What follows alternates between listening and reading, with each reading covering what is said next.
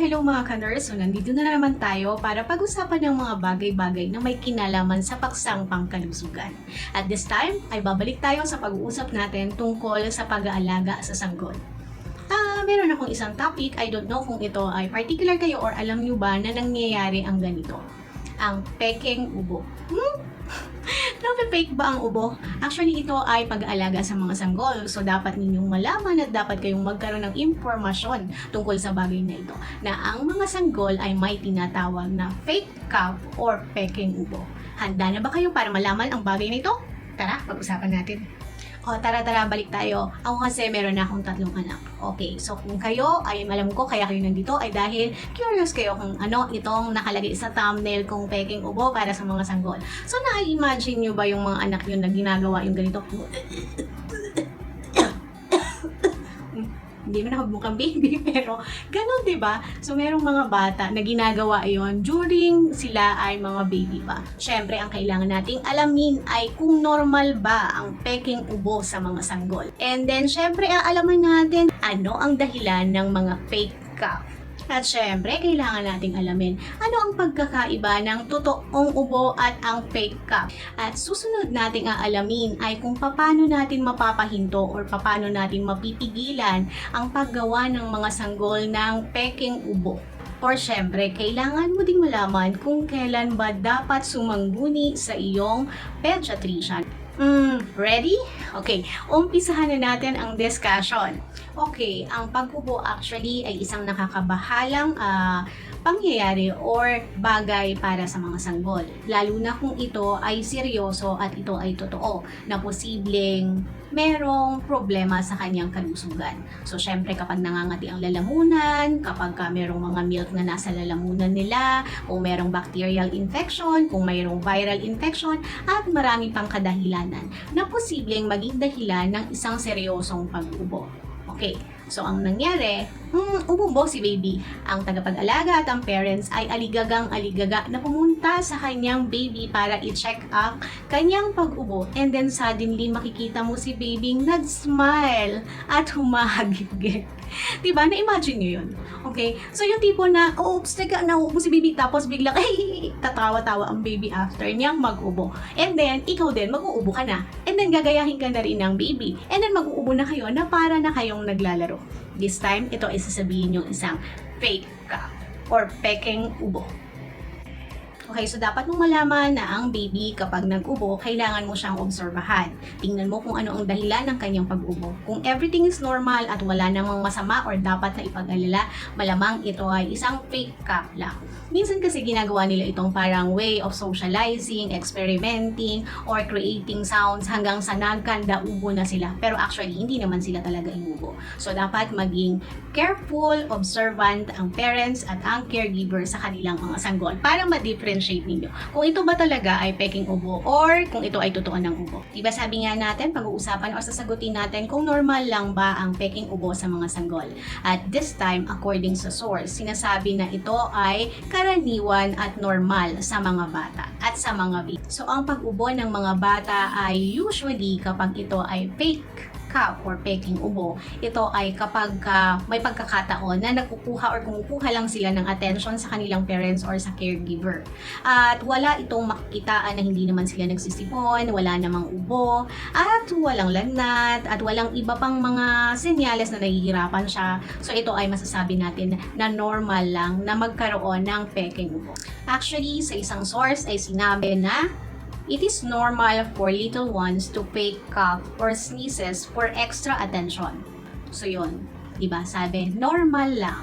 Then may isa pa tayong source na nagsabi din kung ito ba ay normal or hindi. At sabi niya, Fake cough might begins as early as the age of 6 months when babies become more social by playing with parents and respond to sounds by making sounds.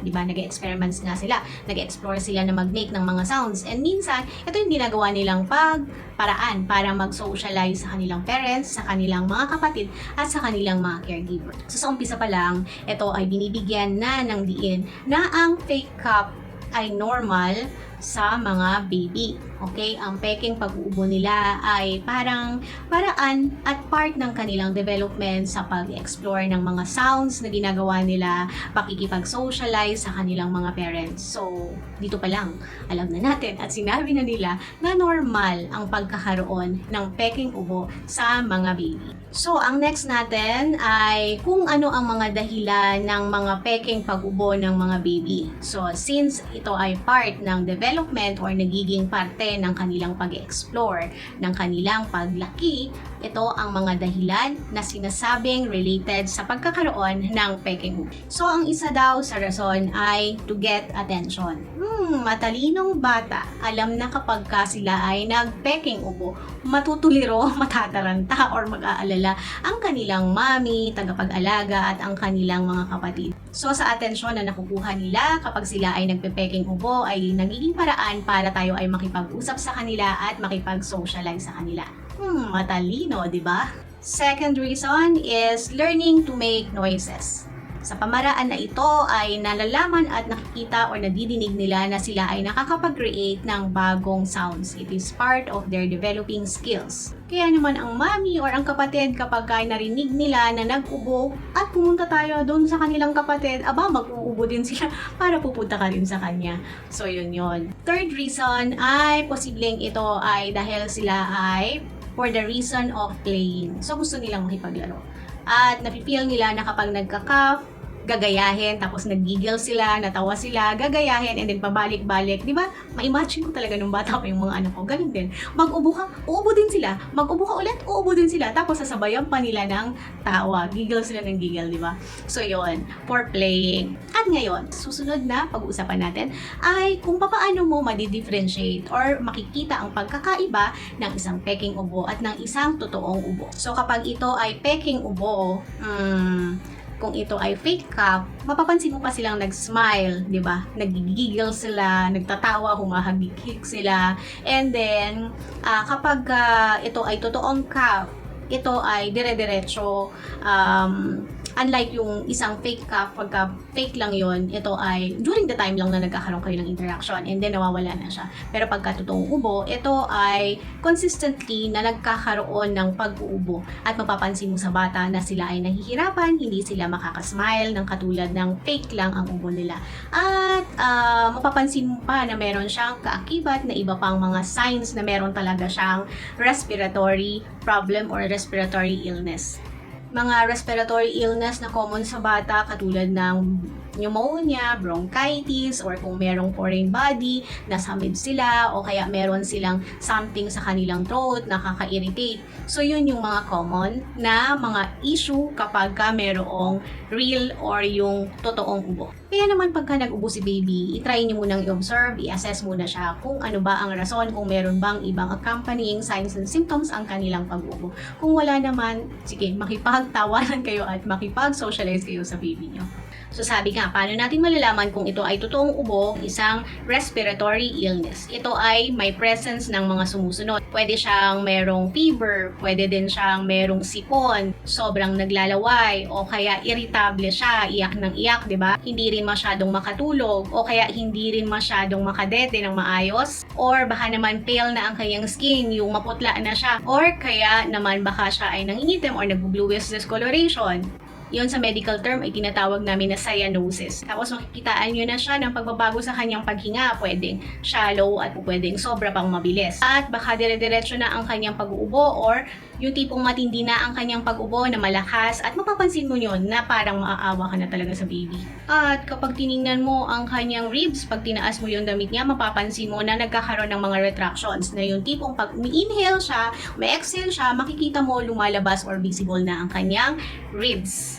yung kanyang mga buto sa dibdib. Para sa dagdag kaalaman din, ang mga baby ay posible daw na magkaroon ng slightly longer na fake cough at ito ay tinatawag nating psychogenic cough, tick cough, or somatic cough syndrome. Anyway, masyado ng technical na naman yon, but ibig sabihin po pwede daw na ito ay pasumpong-sumpong na peking ubo at po pwede ito ay medyo tumagal ng bahagya na peking ubo. Pero walang kakibat na ibang signs and symptoms. So lastly, pag-usapan or gusto kong malaman ninyo when to see a doctor.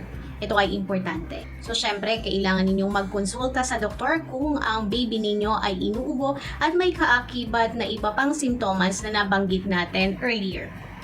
Lalong-lalo na sinabi na kapag ka daw ang baby ay less than 3 months at siya ay nagkakaroon ng ubo, ito ay dapat na i-report or i-consult ninyo sa inyong pediatrician. At meron kaming iba't ibang klaseng tinatawag na mga iba't ibang pag-ubo. Ito ay po pwedeng dry cough or yung tuyong ubo, wet cough or ito ay sinasabi na may plemang ubo, whooping cough at ang bark cough na parang tumatahol na aso ang baby sa pag-ubo, nocturnal cough kapag ang bata ay umuubo usually during night time only, at cough na may kasamang sputum or plema. Kapag walang problema yan, clear ang maririnig ninyo. Wala, as in, banayad ang kanyang paghinga. Pero kapag meron siyang problema sa kanyang baga or sa kanyang respiration or respiratory, meron siyang illness, ito ay maririnig ninyo ng kakaibang mga tunog. Kapag ganoon, kailangan na ninyo ikonsulta ang inyong baby sa inyong pediatry. At syempre, para matutunan ng inyong baby ang tamang pag-socialize at ang tamang pakikipag-play at pag-seek ng attention sa inyong baby. Once in a while, kapag nag-ubo-ubo siya, huwag niyong masyadong bigyan ng too much attention. In that way, ma-feel niya na hindi niya yun dapat ginagawa. Bigyan niyo siya ng ibang forms or makipaglaro kayo sa kanya sa ibang pamamaraan, hindi sa pamamagitan ng pag-ubo. Makipag-communicate kayo sa kanya sa ibang paraan, hindi pamamagitan ng pag-ubo. Okay? So, yon. So, dapat para mag-explore kayo ng ibang paraan para hindi niya gamitin ang cough para makasik ng attention, para makapag-communicate at para makipaglaro sa inyo. Okay, mga mami, sana ang itong munting kaalaman na ito ay naging makabuluhan para sa inyo dahil, di ba, meron palang peking ubo. So, that concludes our vlog for today. Salamat sa inyong pakikinig. Hanggang sa muli, mga ka-nurse. Sana ang video na ito ay nakatulong. Maraming salamat, mga ka-nurse. Bye!